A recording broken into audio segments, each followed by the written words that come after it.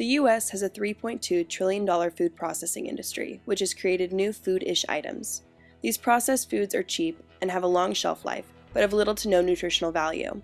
Additionally, the FDA both regulates and promotes U.S. commodities, which directly affects us because they don't market the foods that they tell us to eat. The advertisements don't help either.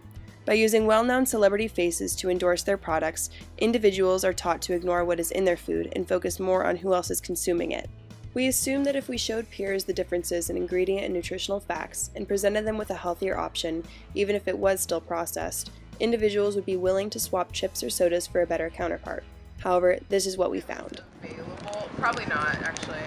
Why is that? Like, if I wanted chips, I would just have chips. And no. Would you swap this? Maybe. I'm not a big fan of salty food. That's my biggest problem. I have a craving for sugar. For sure, why not? Like, if they look good, maybe, probably not. I don't know. I still get a little weirded out that it's like all zeros, so I just don't even know what could possibly be in this. After our original hypothesis was disproved, we chose to pursue the scare tactic and use evidence-based facts to inform the soda drinkers.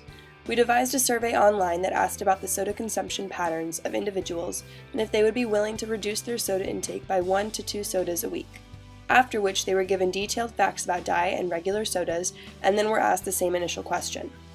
We told the soda drinkers about how Coca-Cola can be used in a pinch to clean your drains because of its acidic pH level of 2.8 and the added phosphoric acid, and that sodas can actually cause hunger due to the rapid drop in blood sugar following an insulin response to high sugar food consumption. Additionally, they have been linked to an increased risk of obesity, type 2 diabetes, non-alcoholic fatty liver disease, and other negative health outcomes. Diet drinks are just as bad.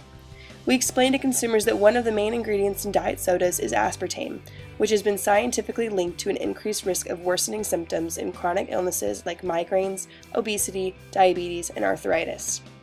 The second most used ingredient in diet sodas is caramel coloring, which is made up of a carcinogenic chemical referred to as 4-MeI that caused cancer in mice during research testing and could possibly be a carcinogenic to humans.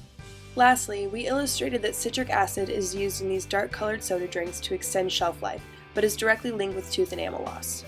Diet Coke's pH is 2.2, while the mandated citric acid level in sodas to prevent enamel loss is 5.5. Of the 114 survey responses we received, 89% of the participants said they would be willing to reduce their soda intake, showing an association between education regarding health outcomes and willingness to reduce consumption.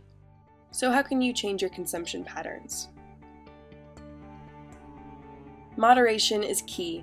It's human nature to crave sweet taste, so we realize eliminating soda consumption completely is just not realistic. So instead, we ask you to join us in reducing consumption through moderation. Swap out a soda for sparkling or still water once or twice a week, or make your own flavored sparkling water at home using a few basic ingredients. With your health and newfound knowledge in mind, we can reduce the obesity, diabetes, and liver disease rates in America and create a culture of food awareness and healthy eating.